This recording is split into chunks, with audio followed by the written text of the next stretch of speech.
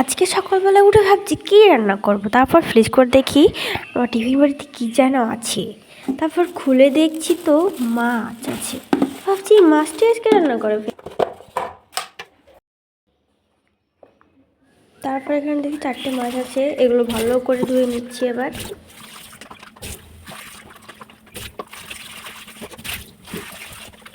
ধোয়া হয়ে গেল, এবার আমি মাছগুলো একটা অন্য পাত্রে ঢেলে নেব।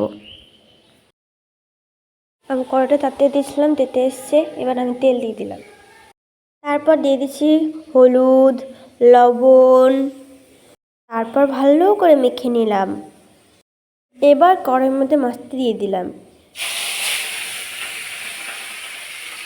তারপরে এইভাবে সব মাছগুলো আমি এক এক করে ভেজে নেব।